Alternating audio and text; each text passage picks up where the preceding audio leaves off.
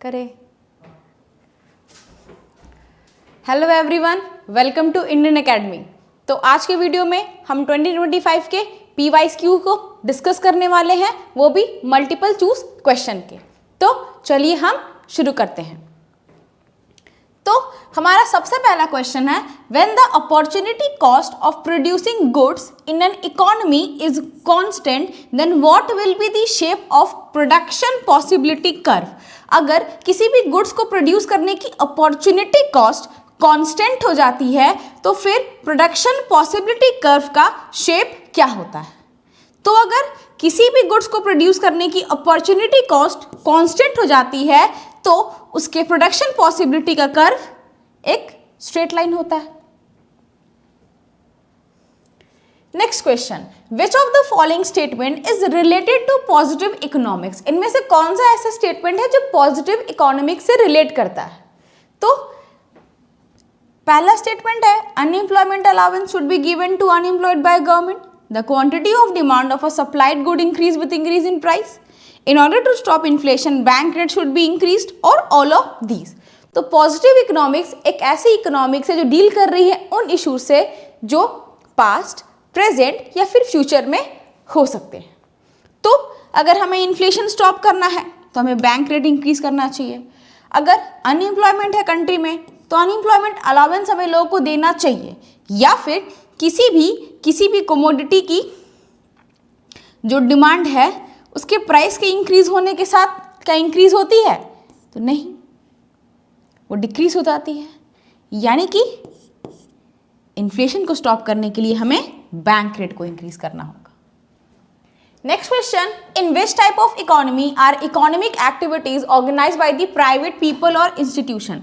किस इकोनॉमी में economic activities को प्राइवेट पीपल या फिर इंस्टीट्यूशन हैंडल करते हैं। तो जिस भी इकोनॉमी में इकोनॉमिक एक्टिविटीज को प्राइवेट इंडिविजुअल हैंडल करते हैं उस इकोनॉमी को हम बोलते हैं capitalist economy. Next question, which of the following curve is negatively sloped. इनमें से कौन सा ऐसा कर्व है जो नेगेटिवली स्लोप्ड है। तो अगर कोई भी कर्व नेगेटिवली स्लोप्ड होगा यानी कि वो किसी भी दो वेरिएबल के बीच के नेगेटिव रिलेशन को शो कर रहा होगा। यहाँ पे सप्लाई कर्व पॉजिटिवली स्लोप है और टोटल यूटिलिटी कर्व भी पॉजिटिवली स्लोप है, लेकिन बजट लाइन जो है वो एक नेगेटिवली स्लोप कर्व है क्योंकि ये नेगेटिव रिलेशन को शो करता है between different prices of to commodities. इसीलिए ऑप्शन बी बजट लाइन इसका करेक्ट आंसर है।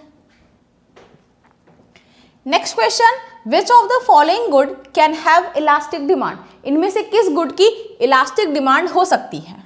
तो सोप, क्लॉथ और फूड आइटम ये कुछ ऐसे आइटम्स हैं जो काफ़ी ज़्यादा ज़रूरी हैं। तो इनकी अगर प्राइस भी चेंज होती है तो आपको ज़्यादा डिमांड में चेंज देखने को नहीं मिलता है, लेकिन अगर लग्जरी गुड्स की प्राइस काफ़ी ज़्यादा इंक्रीज होती है तो उसके डिमांड में हमें चेंज देखने को मिलता है। इसीलिए जो इसकी डिमांड है वो इलास्टिक है। Next question, there is dash in demand for a good due to increase in price. अगर किसी भी कमोडिटी की प्राइस इंक्रीज करती है तो उसके डिमांड पे आपको क्या इम्पैक्ट देखने को मिलता है। अगर किसी भी कमोडिटी की प्राइस इंक्रीज करती है तो उसका डिमांड जो है डिक्रीज कर जाता है। Next question, the demand for a good used for many purpose. कोई भी ऐसा गुड जो काफ़ी सारे पर्पस के लिए यूज हो रहा है, यानी कि हम यहाँ पे बोल सकते हैं कि वो जो गुड है उसके ऑल्टरनेटिव यूजेस हैं। और जब आपके गुड के ऑल्टरनेटिव यूजेस हैं तो किसी एक गुड की अगर प्राइस इंक्रीज करेगी तो उसके ऑल्टरनेटिव गुड की प्राइस इंक्रीज करेगी और डिमांड में हमें काफ़ी चेंज देखने को मिलेगा, इसलिए उसकी डिमांड इलास्टिक है। Next question, the slope of isoquant. Isoquant का स्लोप क्या होता है। तो आइसोकॉन्ट का स्लोप जो होता है वो नेगेटिव होता है। Which of the following is not an example of variable cost। इनमें से कौन सा एक एग्जाम्पल नहीं है वेरिएबल कॉस्ट का। तो वेरिएबल कॉस्ट वो कॉस्ट है जो हमें प्रोडक्शन स्टार्ट करने के बाद लगता है। जनरली प्रोडक्शन स्टार्ट करने के साथ ही आपको जो कॉस्ट अप्लाई होता है आपके प्रोडक्शन पे उसे हम वेरिएबल कॉस्ट बोलते हैं। यहाँ पे बिल्डिंग का जो रेंट है वो हमें वेरिएबल कॉस्ट नहीं लगता, क्यों नहीं लगता? क्योंकि आप प्रोडक्शन करो या फिर प्रोडक्शन को कुछ टाइम के लिए स्टॉप कर दो, आपको अपने बिल्डिंग का रेंट चुकाना ही चुकाना है, इसीलिए हम इसको वेरिएबल कॉस्ट नहीं फिक्स्ड कॉस्ट मानते हैं। नेक्स्ट क्वेश्चन, इस प्रोडक्शन फंक्शन को देख के आप किस तरह के रिटर्न टू स्केल के बारे में बता सकते हैं? तो हमें यहां दिख रहा है हमने 11 यूनिट्स इनपुट लगाया, हमें 25 यूनिट्स का आउटपुट जनरेट हुआ। हमने 33 यूनिट्स का इनपुट लगाया, हमें 75 यूनिट का आउटपुट जनरेट हुआ।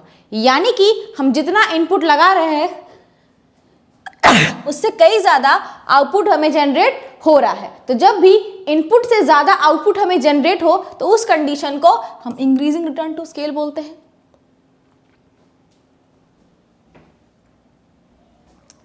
Next question, average product and marginal product of variable factor are equal when. Average product और मार्जिनल प्रोडक्ट इक्वल तब होती है जब एवरेज प्रोडक्ट अपने मैक्सिमम पॉइंट पे होता है।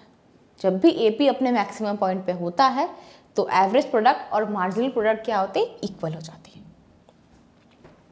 नेक्स्ट, किसी भी परफेक्टली कॉम्पिटिटिव मार्केट में इक्विलिब्रियम कंडीशन वहां पे डिटरमाइन होती है जहां पे आपका मार्जिनल रेवेन्यू आपके मार्जिनल कॉस्ट के बराबर हो जाता है। और अगर किसी कमोडिटी की क्वांटिटी सप्लाइड 8% इंक्रीज करती है और उसकी प्राइस में 5% इंक्रीज होता है तो प्राइस इलास्टिसिटी ऑफ सप्लाई में उसका क्या इंपैक्ट हमें देखने को मिलता है? तो इलास्टिसिटी ऑफ सप्लाई के लिए हम फॉर्मूला यूज करते हैं percentage change in quantity supplied upon percentage change in price. यानी क्वांटिटी सप्लाइड में 8% का चेंज है, प्राइस में 5% का चेंज है, तो इलास्टिसिटी ऑफ सप्लाई हो जाती है 1.6%, यानी option number B. Next question, due to increase in supply of a good in market the price of good. अगर किसी भी कमोडिटी की सप्लाई मार्केट में इंक्रीज कर जाती है तो उसका प्राइस पे क्या इंपैक्ट डलता है? अगर किसी भी कमोडिटी की सप्लाई मार्केट में इंक्रीज कर जाती है और उसकी डिमांड उस तरीके से इंक्रीज नहीं करती तो उस कंडीशन में उस कमोडिटी की प्राइस डिक्रीज कर जाती है। नेक्स्ट क्वेश्चन, इस टेबल के बेसिस पे हमें यह बताना है कि what is the equilibrium price. तो किसी भी परफेक्टली कॉम्पिटिटिव मार्केट में इक्विलिब्रियम प्राइस उस प्राइस पे डिटरमाइन होती है जहां पे demand for a commodity is equal to the supply of a commodity होती है। जब भी हमारा डिमांड हमारे सप्लाई के बराबर हो तभी जाकर के हम वहां पे इक्विलिब्रियम प्राइस को डिटरमाइन करते हैं। तो यहां पे हम देखें तो 5th यूनिट पे हमें यह दिखता है कि हमारी डिमांड हमारे सप्लाई के बराबर है। यानी कि अगर हम 5 रुपीज पे करेंगे तो हम इक्विलिब्रियम पे होंगे क्योंकि डिमांड और सप्लाई बराबर हमें यहां पे दिख रही है। Next question, in situation of inflation. Inflation की कंडीशन में क्या होता है? तो इन्फ्लेशन एक ऐसी कंडीशन है जिसमें गुड्स की प्राइस इंक्रीज कर जाती है, इसे हम महंगाई बोलते हैं, तो प्राइस करेगी increase. Next question, what is the remuneration of capital called. अगर आप बिजनेस में कैपिटल लगाते हो, ये हमारे 4 फैक्टर ऑफ प्रोडक्शन में एक कंपोनेंट है, तो हमें इसके बदले क्या मिलता है? तो बिजनेस के अंदर कैपिटल लगाने के बदले आपको बिजनेस में इंटरेस्ट मिलता है, इकोनॉमी में इंटरेस्ट मिलता है, interest on capital. Next question, who is the author of the book wealth of the nation. Wealth of the nation के ऑथर कौन है? तो जिन्होंने वेल्थ ऑफ द नेशन लिखी है वो है एडम स्मिथ। और नेक्स्ट क्वेश्चन बोल रहा है हमारा व्हाट इज नेशनल इनकम। इनमें से कौन सा नेशनल इनकम है? इनमें से कौन सा कंपोनेंट नेशनल इनकम है? तो हमें टोटल 4 एग्रीगेट्स दिए हुए हैं, GDP at FC, NNP at MP, NNP at FC and all of these. तो हमें पता है कि ये जो एनएनपी एट एफसी और net national product at factor cost होता है, यही होता है aggregate for national income. Next question, which of the following is an activity of primary sector? इनमें से कौन सा एक्टिविटी है एक प्राइमरी सेक्टर का? तो प्राइमरी सेक्टर वो सेक्टर है जो डील कर रहा होता है with the production of fruits and vegetable, crop और रियरिंग ऑफ एनिमल और एक्सट्रैक्शन ऑफ मिनरल्स। तो हम इन सब से प्राइमरी सेक्टर में डील कर रहे होते हैं, यानी कि अगर हम व्हीट को प्रोड्यूस करें तो वो एग्रीकल्चर के अंदर प्राइमरी सेक्टर का पार्ट होगा। Next question, which is included in inventory? जब भी हम इन्वेंट्रीज को लेते हैं, इन्वेंट्रीज को देखते हैं, तो भाई इन्वेंट्रीज में क्या इंक्लूड होती हैं? कौन कौन से ऐसे कंपोनेंट्स है जो हम हमारे इन्वेंट्रीज में इंक्लूड करना चाहते हैं?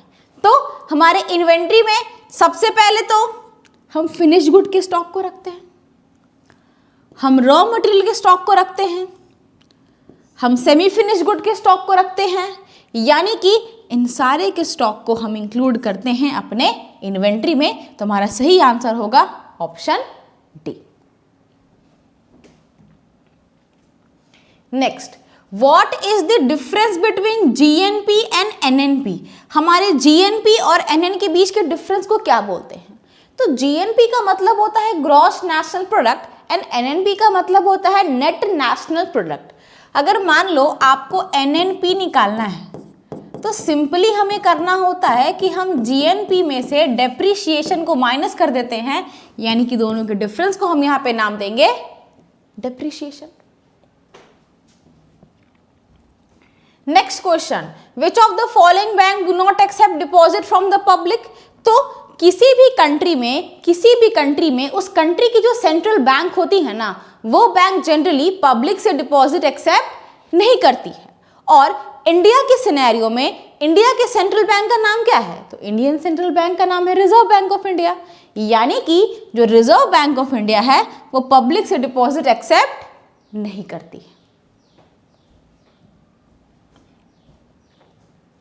Next question, which bank issues currency in India?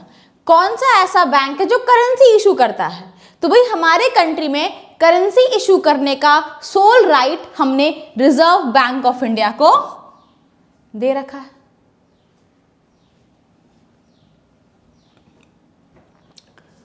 Next question, what is the ratio of change in investment and change in income?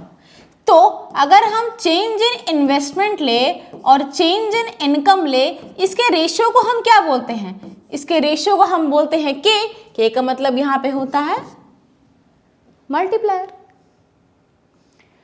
Next question, if marginal propensity to consume if MPC is 0.6 then what will be the value of MPS?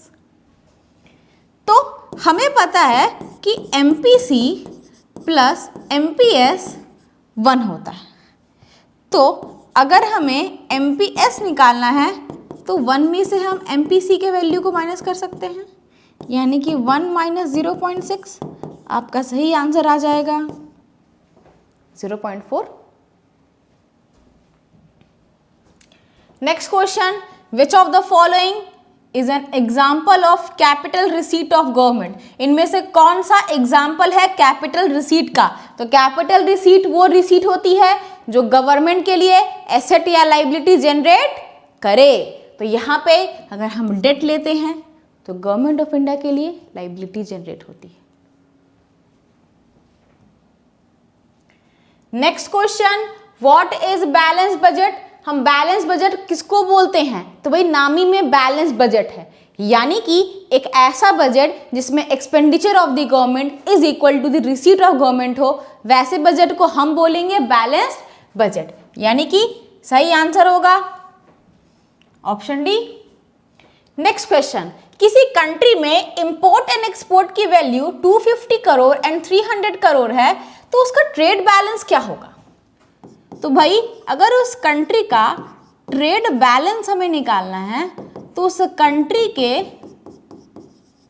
Export value में से हम import value को minus कर देंगे, यानी 300 में 250 को minus करेंगे तो हमें सही आंसर मिलेगा 50 करोड़।